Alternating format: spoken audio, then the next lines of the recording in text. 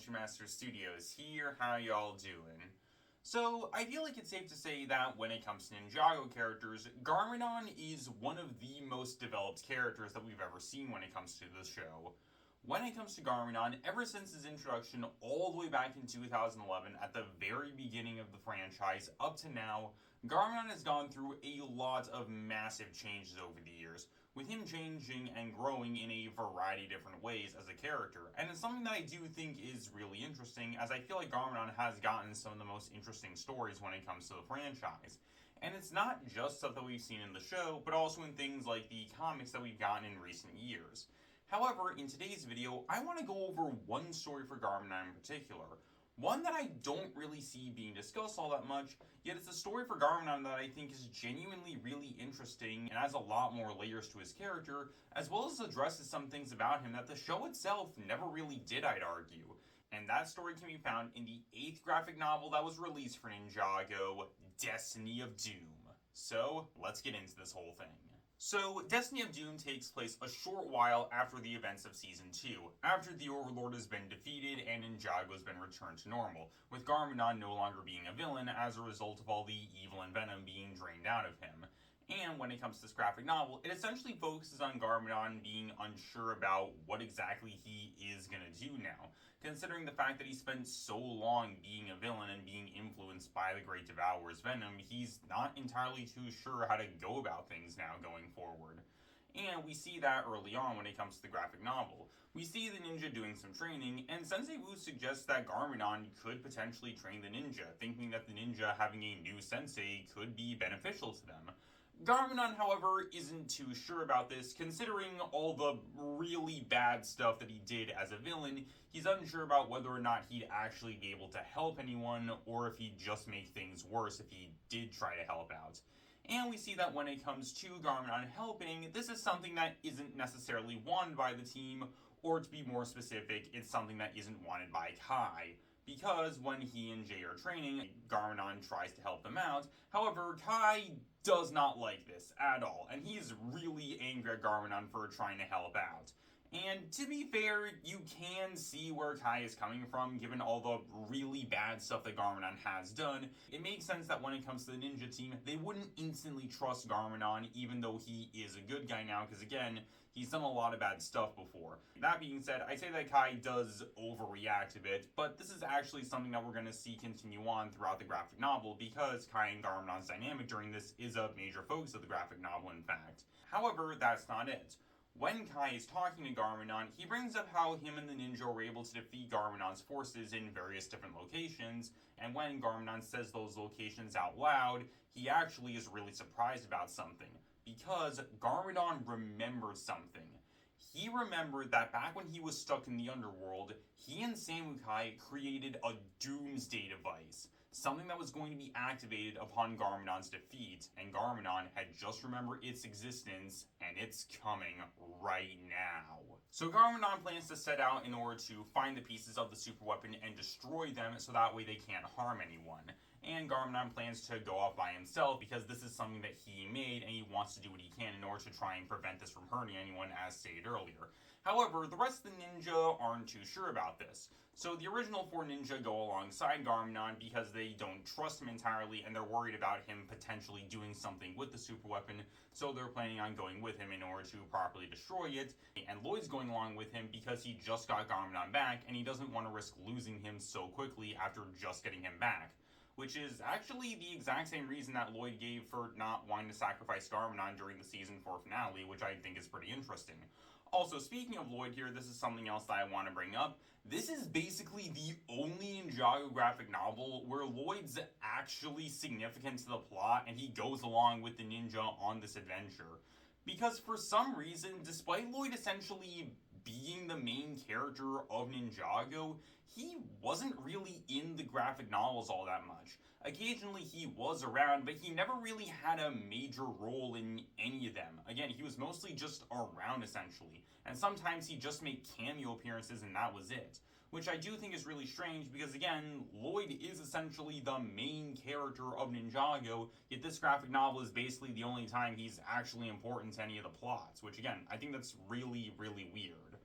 So anyway, the ninja and Garmadon make their way to the first location of the weapon, because the weapon has been split up into 4 separate pieces. The first place they go is a massive desert, and they end up encountering the first part of the weapon, which is, I kid you not, a gigantic spinner, which I honestly think is actually really, really funny. However, the ninja aren't able to do anything against the spinner because 1, Garmadon didn't include any weak spots on it, and 2, there are gigantic spinning blades underneath the spinner. I guess Garmadon used the spinner card in order to get those.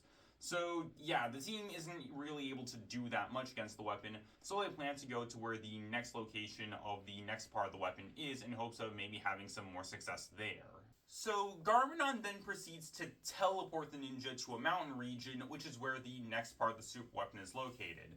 And yeah, Garmadon just has the ability to teleport in this one graphic novel, and that's it. He never uses this ability at any other point during the franchise, even though this is something that would arguably be incredibly useful. Again, he uses it in this one graphic novel, and that's it. So anyway, the ninja end up encountering the next part of the super weapon, which is a gigantic Garmadon torso piece. And I am not making that up at all. And I know this is something that definitely seems weird, but just wait until later on in the graphic novel, things are going to get even stranger when it comes to the super weapon. So anyway, things end up getting worse when the spinner shows up and the 2 pieces end up connecting, meaning that half the super weapon has been formed. And things get even worse when Kai, Cole, and Garmadon end up getting captured by the super weapon. Garmadon tries to give the team some advice on what to do in order to escape from the super weapon. However, this just results in Kai getting even angrier at Garmadon, thus making the situation worse. Jay, Zane, and Lloyd try to do some stuff against the super weapon, but they aren't really able to do anything. However, they are able to successfully rescue Kai, Cole, and Garmadon, so things are a bit better. However, Kai is still pretty angry at Garmadon, and Cole does what he can to try and defuse the situation, but he points out to Lloyd that the team does have their reasons behind not trusting Garmadon. And that's another interesting thing when it comes to the graphic novel. Lloyd's the only member of the team who does actually trust Garmadon.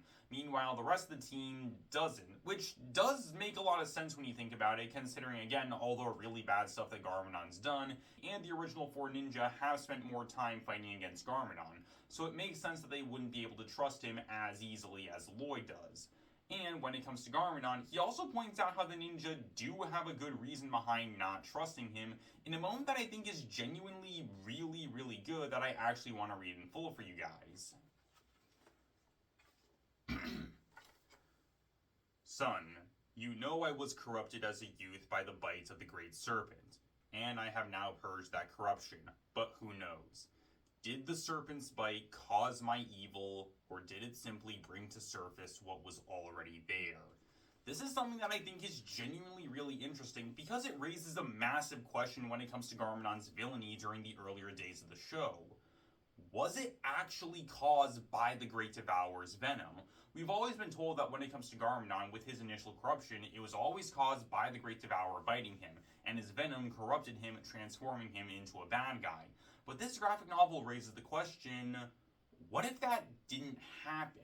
What if it wasn't the venom that turned Garmadon evil, but there was always an evil side of him deep down, and the venom, instead of corrupting him, just brought that side to light, and made that side of Garmadon more prevalent, which results in him being a villain. Meaning it's entirely possible that, again, Garmadon was potentially always destined to be a villain no matter what. It's something that I do think is really interesting, especially when you take into account how during the events of the Oni trilogy, this is something pretty similar that's brought up, but in reverse. Where, with Garmadon's resurrection and him being an Oni, he brings up how there's still a good part of him buried deep down, and how it's something that isn't entirely gone. And this is something very similar that we end up seeing here. Again, the idea of Garmadon being a good guy, but that evil part of him is still there, just buried deep down. And the Great Devourer's venom is what brought that to light. It's something that I do think is really interesting, and it really calls into question Garmadon's actions throughout the earlier days of the show, raising the question of just how in control of his actions Garmadon was, and again, how much was he actually influenced by the Great Devourer's venom? Did it truly turn him evil, or did it bring his evil side to light? It's something that I do think is a legitimately really good question to ask, actually. So after this, Garmadon then goes into an explanation behind the super weapon's creation, explaining what happened when he and Samukai made it. Now, throughout this video, I'm sure there's probably two questions that you've been wondering when it comes to the super weapon. One, why did Garmadon wait until after he was defeated for the super weapon to be activated? And secondly, why was the super weapon split up into 4 pieces and buried in 4 separate locations across Ninjago? And these are two questions that Samukai actually brings up during this section. When it comes to the question of why doesn't Garmadon just use the super weapon after he's done building it, Garmadon explains how Ninjago is a land that's lush and green. It's a place that's ripe for corruption and conquest. And if he activates the super weapon now, it's just going to destroy everything in Ninjago. Meaning that there isn't really going to be a reason to conquer Ninjago. It's just going to be a ruin, so what's the point in conquering it? And as for the question of why not just bury the super weapon all in one piece and why split it up into 4 separate pieces, Garmadon explains that by doing so, it's going to destroy everything in Ninjago slowly, and it's going to take away everything that Wu cares about, and Garmadon wants that agony to last. And I honestly think that when it comes to Garmadon making the super weapon, this is arguably one of, if not the most evil things that Garmadon has ever done. Not just when it comes to his earlier days as a villain, but also as a villain in general across the entire franchise. Think about it. With the existence of the super weapon, Garmadon has basically ensured that no matter what happens, whether or not he wins or loses, either way, he will end up winning. If he's able to successfully take over Ninjago and conquer all of it, then yeah, Garmadon has successfully taken over Ninjago and conquered it. He would have turned Ninjago into his own image, and he would have gotten everything that he wanted as a villain.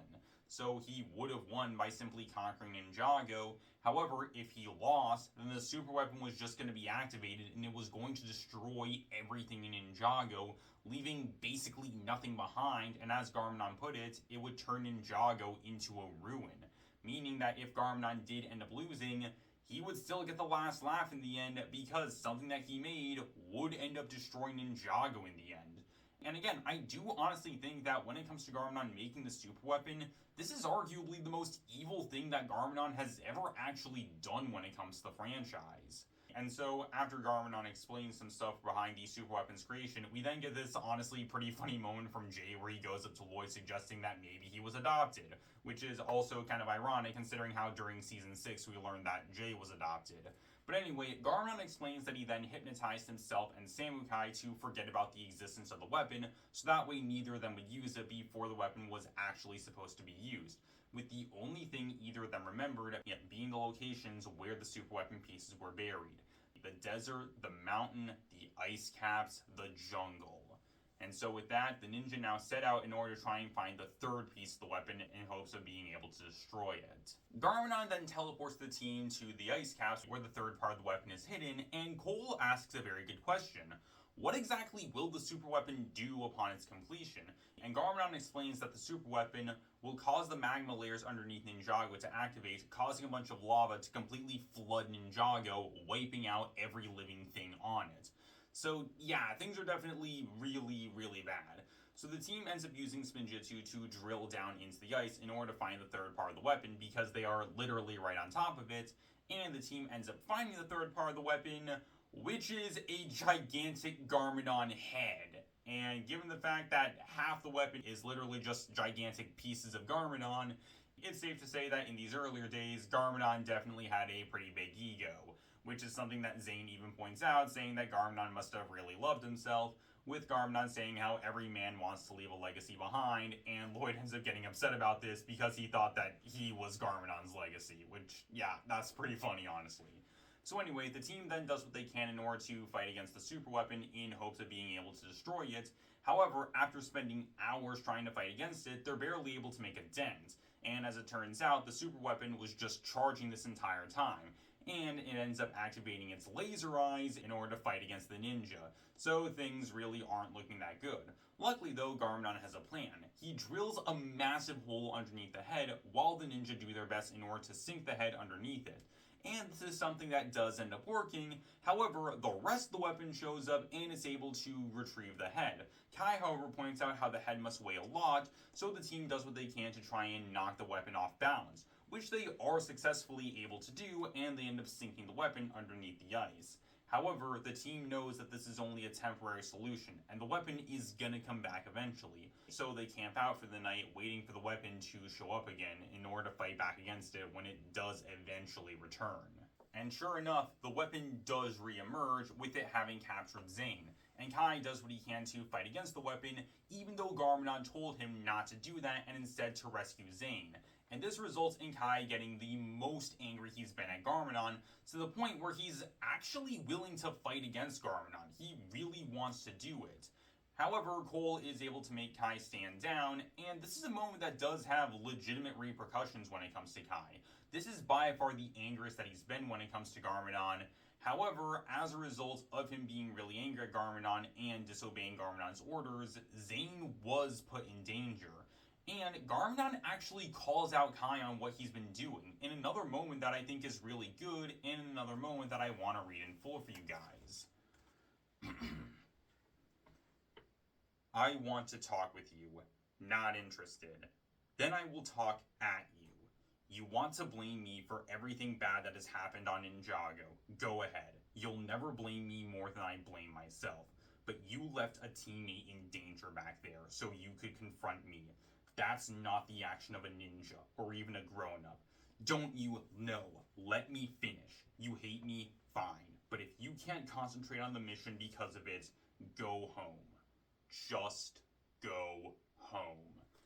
And this is a moment that, again, I think is like genuinely really, really good, as we see Kai being confronted with his actions. When it comes to Kai, he has been really angry at Garmadon all throughout the graphic novel, where, again, you can see where Kai is coming from considering Garmadon's actions and the bad stuff that he did. However, his anger at Garmadon has been the main thing that he's been focusing on. And as a result of it, it's just resulted in things getting worse for the team.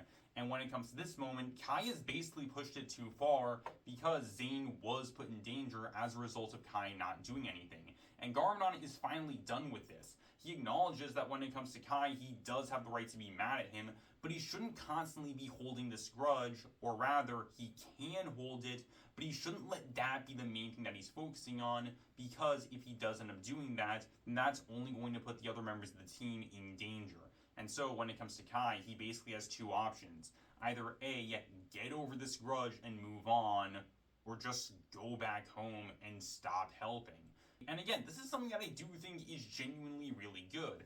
And if I can be completely and totally honest with you guys, to me, this feels like what the show was trying to do with Lloyd and Garmadon during the events that crystallized, but I think that this dynamic between Kai and Garmadon works a lot better. Primarily because when it comes to Kai, he's actually portrayed as being in the wrong when it comes to his actions and the way he ends up treating Garmadon, and he's actually called out on the way that he's been acting. And spoiler for later on during the graphic novel, Kai does actually end up realizing the error of his ways, and we actually see him doing what he can to try and apologize to Garmadon. Meanwhile, when it comes to Lloyd during the events that crystallized, we don't really see that. Lloyd is actively against the idea of Garmadon changing and him becoming a better person throughout the second half of Crystallized, and Lloyd ends up being really mean to Garmadon throughout the events of Crystallized, yet he's never really portrayed as being in the wrong for doing this.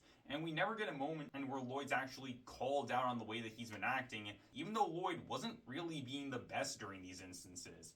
And when it comes to Lloyd, the closest that we ever get to seeing him apologize to Garmadon for the way that he's been acting was during episode 27, when Garmadon asked if it's possible for Anoni to learn to care, and Lloyd said, maybe, and then went right back to being angry at him during the very next episode. Again, it's something that I don't think really works that well during the events of Crystallized, because again, Lloyd's basically being really mean to Garmadon throughout those episodes, yet the show never really portrays him as being in the wrong for being like that. Meanwhile, when it comes to this graphic novel, Kai is portrayed as being in the wrong for constantly holding this grudge against Garmadon, and again, we actually see Kai changing his ways towards the end of the graphic novel, which I do honestly think is something really great to see, actually. So anyway, Garmadon then teleports the team to the final location of the last part of the weapon, with that being the jungles, and the team makes their way to where the final weapon location is, with them camping out at one point, and Cole and Garmadon talk to one another. With Cole asking another good question. Why did Garmadon let the ninja go along on this adventure with him? He could have just teleported himself to the various weapon locations and not bring the team along. So why did he? And Garmadon says how he wants to prove something. He wants to prove something to Lloyd, to the rest of the ninja team, and to himself. And when it comes to that thing that he wants to prove, this is something that I'm going to get into at the end of the graphic novel because that's a big thing that Garmadon says at the end of it. However, when it comes to Lloyd, who for some reason has his original hairstyle here and it's unclear why, he tells Garmadon that he doesn't have to prove anything to him. And so the two of them get to talking, although we never actually find out what the two of them do say to one another. So anyway, the team eventually makes it to the final location of the last weapon piece, which is a gigantic tar pit. And inside that tar pit is a gigantic rocket, the final part of the weapon. However, this part of the weapon is different in comparison to the other parts because the rocket was not designed or created by Garmadon. It was created by Samukai. And that's definitely a problem because Garmadon isn't too sure what to do about this piece because, again, he didn't make it. And given how Samukai really did not like Garmadon, it's entirely possible that he did stuff really differently in comparison to Garmadon when designing the weapon. So that definitely isn't good. And the team also decides that when it comes to the super weapon, their only chance at actually destroying it is to try and destroy the entire weapon when it's been fully completed, in order to take down the whole thing rather than just taking down the individual pieces one by one. So the team plans to wait for the rocket to emerge. However, only Garmadon and Zane are actually going to do anything against the super weapon. Because Garmadon designed the weapon, he'll be able to properly do something against it. And when it comes to Zane, he's also going up because when it comes to the rocket, it ends up firing off exhaust at various intervals, and with Zane being an android, he'll be able to calculate the time in between the exhaust, thus giving Garmadon the chance to actually do something against the super weapon. So when it comes to the rest of the team, the only thing they can really do at this point is just sit and watch and just hope that things are going to work out. And as Jay puts it, this is either going to be their easiest mission or their last. And so eventually, the rocket ends up activating, and Zane and Garmadon chase after it in order to take down Garmadon's doomsday device once and for all. And the rocket ends up connecting to the rest of the weapon, and we finally get the chance to see the weapon in full, which Zane describes as awesome. And when it comes to the super weapon, it is a gigantic Garmadon on a spinner, which, I'm gonna be honest, I think that's actually something really, really funny. Like, it does definitely fit with Garmadon and the amount of ego that he had in the earlier days of the show. But again, I just think this is something that's honestly really funny, actually. Garmadon's doomsday device was basically just a gigantic version of him on a spinner, which again, I think that is honestly kind of funny. So anyway, Zane and Garmadon do what they can in order to try and take down the super weapon, with Zane concluding that when it comes to the rocket exhaust, it happens every 5.4 seconds. So Garmadon is going to have a very small amount of time to actually do anything against it. And not only that, Garmadon also finds out that Samukai has booby-trapped the rocket, meaning the only way Garmadon can actually do anything against the super weapon is to fly into the exhaust port, find the control panel, and take out the wiring, and again, 5.4 seconds. So yeah, that is a really, really small window of time. But Garmadon still does what he can. He flies into the exhaust port, he finds the control panel, and he finds the right wire to pull out, which is a green wire, which is probably symbolic to something with Lloyd, I'm guessing. And with that, the super weapon has been deactivated, and it goes plummeting out of the sky, crashing right onto the ground in a gigantic explosion. And with that, the day has been saved. Garmadon's super weapon has been defeated, and all is well. Zane and Garmadon then reunite with the rest of the team, and everyone is happy upon seeing this happen. And when it comes to Kai, we even get a really nice moment between him and Garmadon, with Kai acknowledging that both Zane and Garmadon were necessary in order to take down the super weapon, with Kai even giving Garmadon most of the credit, which I do honestly think is really great. He also brings up that when it comes to him and Garmadon, the two of them might not be friends. However, Garmadon does cut him off before he can actually continue on with that.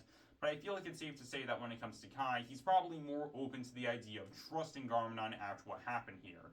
And when it comes to Garmadon, we also see that his opinion on Kai has changed as well. And Garmadon does have a lot of respect for Kai, with Garmadon saying that when it comes to Kai, he had every right not to trust him, with him saying that when it comes to Wu, he'd be proud of this because Wu doesn't take on fools for students. And so the team is celebrating and all is well. However, Garmadon plans to go off on his own adventure. When it comes to the super weapon, that was basically the last remaining bit of Garmadon's villainy. And with that gone, Garmadon now wants to do what he can to try and move on. And this is basically the thing that he's wanted to prove. He's wanted to prove that he's no longer a villain. He's no longer a bad guy anymore.